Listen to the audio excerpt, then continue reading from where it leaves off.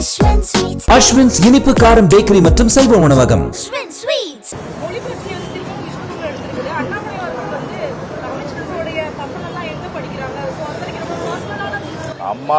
அம்மா அவர்களும் அதே போன்று புரட்சித் தலைவர் அவர்களும் அண்ணாவளியில் அதே போன்று நம்முடைய கழக பொதுச்செயலாளர்களும் நம்முடைய அனைத்து இந்திய அண்ணா திராவிட முன்னேற்ற கழகத்தினுடைய இருமொழி கொள்கை.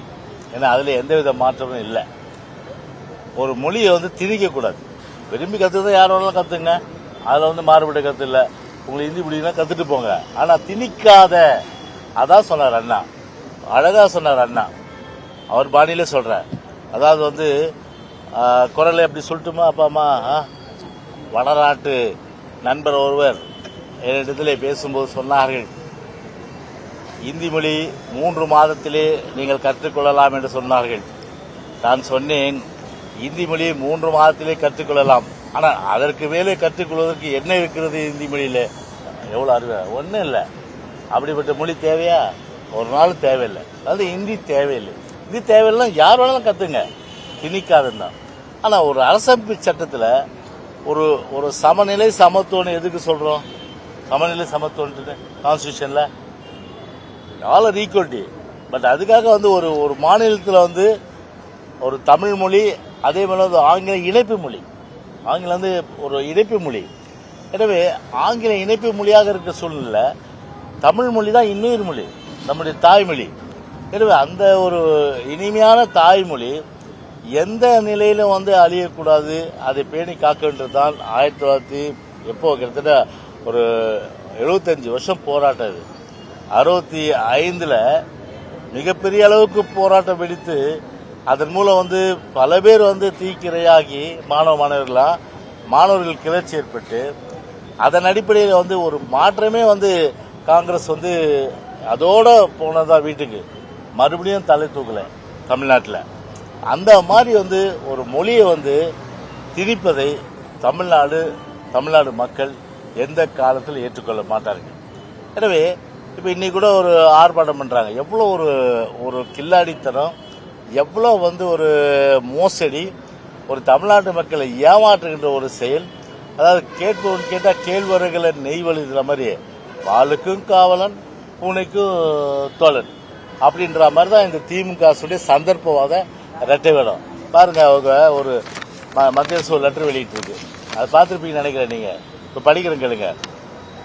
அதாவது 15/3/2024 அது சிவதாஸ் மீனாவுக்கு சீஃப் செக்ரட்டரிக்கு அப்போ சஞ்சய்குமார் ஐஏஎஸ் எழுதியிருக்காரு, secretary to government, ministry of education, government of India. அவர் சொல்றாரு, with reference to a letter dated 23/2/2024, I would like to inform that the state of Tamil Nadu is very keen to sign the MOU. Is very keen to sign the MOU.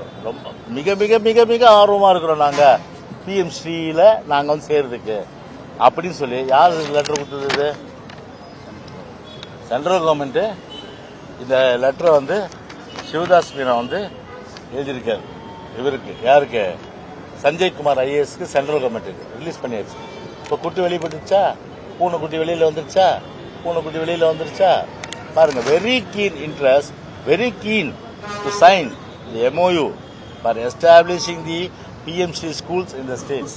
அப்பனா ஒரு national education policy, அதனோட தொடர் நீட்சி தான் PMC. அப்போ NEP நீங்க ஒத்துக்கிறதான அர்த்தம், நீங்க NEP ஒத்துக்கிறதான அர்த்தம். மத்திய அரசு தப்பு. இது மத்திய அரசு ஒரு கான்ஸ்டியூஷனுக்கு எதிராக. அவர் சொல்றாரு, முருகன் என்ன சொல்றாரு, 11 லட்சம் கோடி கொடுத்துட்ட. 11 லட்சம் கோடி கொடுத்தா யாருடைய பணம் கொடுத்தீங்க? நீங்க தமிழ்நாட்டிலிருந்து மக்கள் செலுத்துற வரி பணம் தானே. அது சரி, நாங்க செலுத்துற வரிக்கு ஏற்ற மாதிரி நீங்க அதை திருப்பி கொடுத்தீங்களா?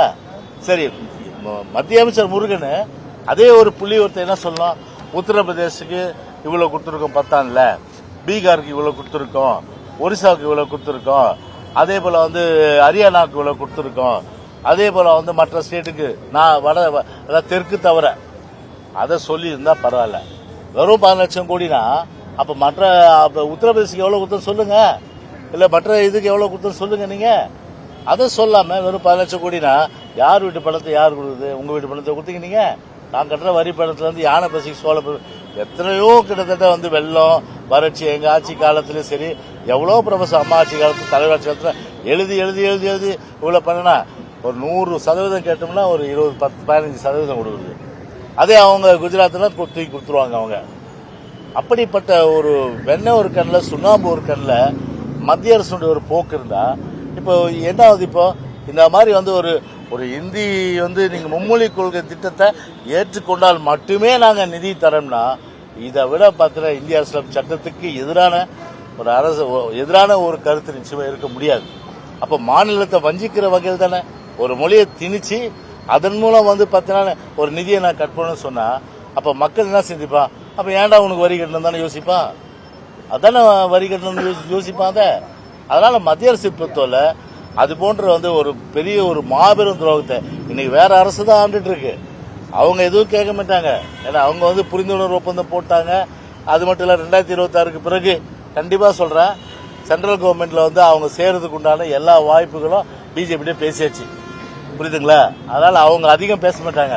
நான் சும்மா பிள்ளைங்க கிள்றோம் தொட்டில ஆட்டுற மாதிரி ஏதோ நாங்க சும்மா அப்படி ஆர்ப்பாட்டம் பண்ணிட்டு அப்படியே நீத்து போ செய்யறோம், அடுத்த விஷயம் வந்து விட்டுருவாங்க அப்படின்ற அடிப்படையில் தான் திமுக கருத்து. ஆனா நாங்க அப்படி இல்லை. இன்னைக்கு வேற திமுக அரசு ஆண்டாலும் சரி, தமிழ்நாட்டு மக்கள் நலன் கருதி இன்றைக்கு நாங்க பேசுறோம்னு சொன்னா அந்த உரிமை எந்த காலத்திலும் அனைத்து இந்திய அண்ணா திராவிட முன்னேற்ற கழகத்தை பொறுத்த விட்டு கொடுக்காது.